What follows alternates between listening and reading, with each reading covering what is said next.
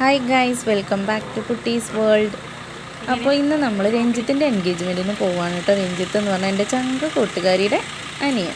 അവളെക്കുറിച്ച് പറയുകയാണെങ്കിൽ ഒരുപാട് കാര്യങ്ങൾ പറയാനുണ്ട്. ഞങ്ങൾ അംഗൻവാടി മുതൽ ഒരുമിച്ച് പഠിച്ച് ഒരുമിച്ച് കളിച്ച് വളർന്ന കൂട്ടുകാരികളാണ്. ഇപ്പോഴും ആ സൗഹൃദം അങ്ങനെ തന്നെ കീപ്പ് ചെയ്ത് പോകുന്നുണ്ട് കേട്ടോ.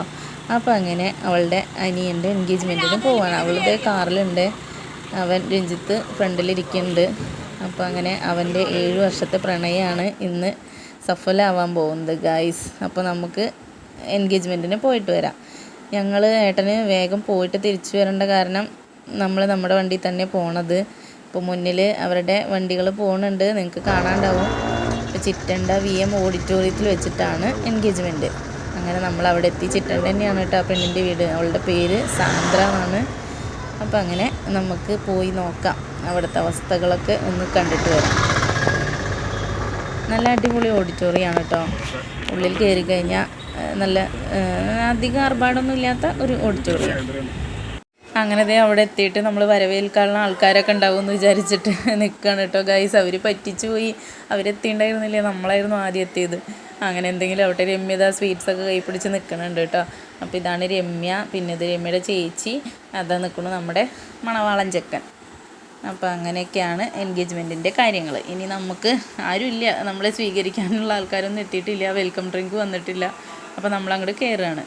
സ്റ്റേജും കാര്യങ്ങളൊക്കെ നല്ല അടിപൊളിയായിട്ട് അറേഞ്ച് ചെയ്ത് വെച്ചിട്ടുണ്ടായിരുന്നു കേട്ടോ. അപ്പോൾ അങ്ങനെ എല്ലാ ലവ് മാരേജിലും ഉണ്ടാകുന്ന പോലുള്ള ഇഷ്യൂസും കാര്യങ്ങളൊക്കെ ഉണ്ടായിരുന്നു. എങ്കിലും ഇന്ന് ഇപ്പോൾ എന്തായാലും ഫാമിലിയുടെയൊക്കെ സപ്പോർട്ടോട് കൂടിയിട്ട് എൻഗേജ്മെൻറ്റ് നടത്തുകയാണ്. അപ്പോൾ അങ്ങനെ അവിടെ ചെന്നപ്പോൾ കുഞ്ഞിന് കിട്ടിയ കൂട്ടുകാരിയാണ് കേട്ടോ അത്.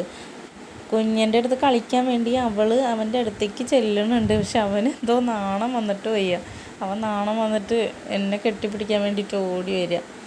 ഇപ്പോൾ ജനറേഷനൊക്കെ മാറി, ഇപ്പോൾ ഇങ്ങനെയായെന്ന് തോന്നുന്നു അല്ലേ. പെൺകുട്ടികൾ ഇങ്ങോട്ട് ഓടി വരിക, ചെക്കന്മാർ നാണിച്ച് മാറി നിൽക്കുക. അപ്പോൾ അവൻ്റെ കൂടെ കളിച്ച് മടുത്തു, അവൻ ചെല്ലണില്ല. പിന്നെ നമ്മുടെ കിങ്ങിണീനെ കിട്ടിയപ്പോൾ പിന്നെ അവൾക്ക് അത് മതി. കിങ്ങിണി അവളും കൂടിയിട്ട് കുറേ നേരം കളിച്ചു. പിന്നെ അപ്പോഴേക്കും അവരവിടെ പുടവ കൊടുക്കലും ഡ്രസ്സ് മാറാൻ പോക്കും ഒക്കെ ആയിരുന്നു കേട്ടോ. അപ്പോൾ നമുക്കൊന്ന് അവരുടെ ചടങ്ങുകളും കാര്യങ്ങളൊക്കെ ഒന്ന് പോയി നോക്കാം. അപ്പോൾ സാന്ദ്രയുടെ ഫാമിലിയൊക്കെ വന്നിട്ട് സ്റ്റേജിൽ കയറാൻ നിൽക്കുകയാണ്. ആ പച്ചയും മെറൂണുമാണ് കേട്ടോ സാന്ദ്ര.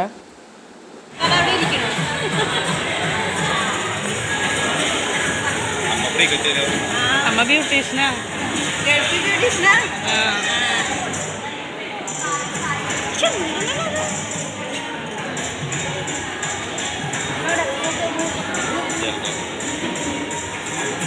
വാങ്ങിച്ചില്ലേ?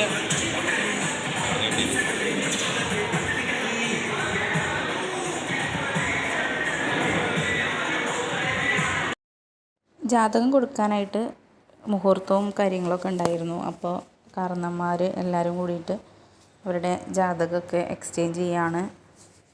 അങ്ങനെയുള്ള ചടങ്ങുകളൊക്കെയാണ് കേട്ടോ ഇപ്പോൾ സ്റ്റേജിൽ നടന്നുകൊണ്ടിരിക്കുന്നത്. ഈ ലവ് മാരേജ് എന്ന് കേൾക്കുമ്പോൾ പൊതുവെ ഏജ് ആയിട്ടുള്ള ആൾക്കാർക്കുള്ളൊരു ബുദ്ധിമുട്ടുകൊണ്ടാണ് കേട്ടോ ഇങ്ങനത്തെ പ്രശ്നങ്ങളൊക്കെ ഉണ്ടാവുന്നത്. എന്തായാലും അവരല്ലേ ജീവിക്കണത് അല്ലേ.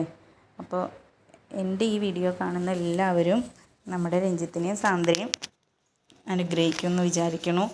അപ്പോൾ അങ്ങനെ എൻഗേജ്മെൻറ്റ് കഴിഞ്ഞ് നമ്മളിനി ഫുഡ് ഒക്കെ കഴിക്കാൻ കയറുകയാണ്. നമ്മൾ നമ്മുടേതായിട്ടുള്ള കുറച്ച് ഫോട്ടോസും കാര്യങ്ങളൊക്കെ എടുത്തിട്ടുണ്ടായിരുന്നു. അപ്പോൾ അത് വീഡിയോയുടെ അവസാനം ആഡ് ചെയ്യാം കേട്ടോ.